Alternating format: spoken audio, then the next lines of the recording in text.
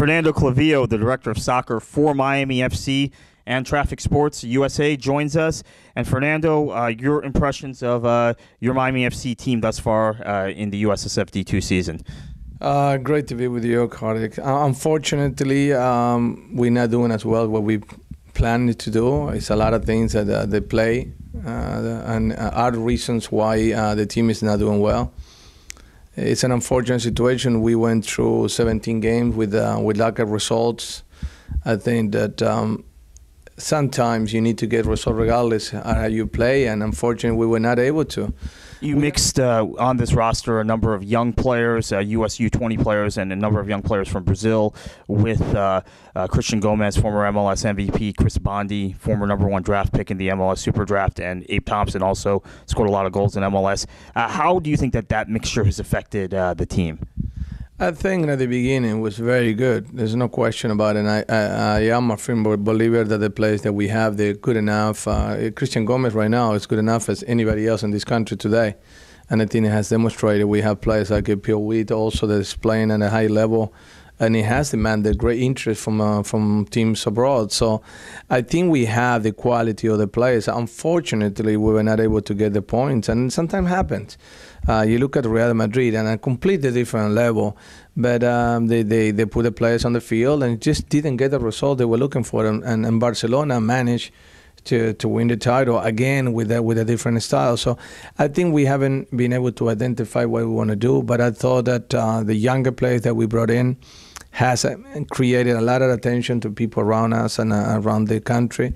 Some of the signings that we did this year, like Ale, Brian Arguez, and things like that, has helped us. Tony Taylor has helped us. Miami FC and Traffic all together coming into a completely different new outlook for us. But unfortunately, like I say, all these have not been able to help us with the results. Speak to us a little bit about that player development piece. You see Galea Busamande score a goal for the United States in their Milk Cup triumph last weekend in Northern Ireland, and also a number of your other players who have come through Traffic and come through Miami FC making an impact on the U.S. pool currently. You know, this is something that I'm very proud of because we managed already almost 16 months with Galé, with Tony Taylor, with Brian Arguez, with Brian Dominguez, now with a new signing of Daniel Villegas, who has not been able to play, then also right now Stefan Jerome. I think we have a very good quality of U17, U20 players coming along, and some of them, of course, some of them are more advanced than other ones and creating more opportunities for themselves because of the way that they have been playing. And I'm very proud of that. I think that today, Greg Garza, which is somebody who we're not seeing in Miami FC, but it's also that is part of that program. Greg Garza right now also a left back for the U20, they just won the Milk Cup.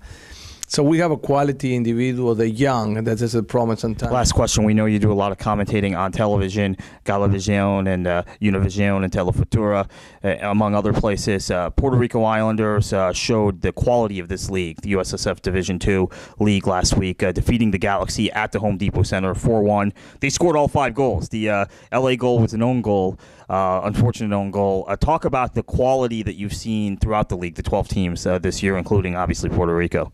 You know, it's funny because I don't see that. It is very clear today that it is a first division and a second division, and when you're talking about level, not necessarily level of play. You know, when you have the glamour and you have a Thierry Henry and Beckham and now Marquez and Nery Castillo being signed by the MLS teams, I think this is great. It's great for the sport. But when you put them down in the field and you have to be 11 against 11, this is a completely different story, and names don't mean anything.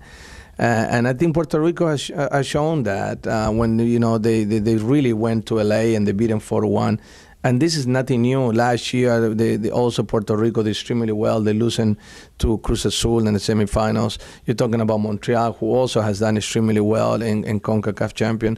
So do you have all these teams when they become 1 against 1 and you don't have no budgets? I think NSL team has show extremely well, and hopefully we can keep showing extremely well in the future. Great. Thank you so much, Fernando Clavijo, Director of Soccer at Miami FC.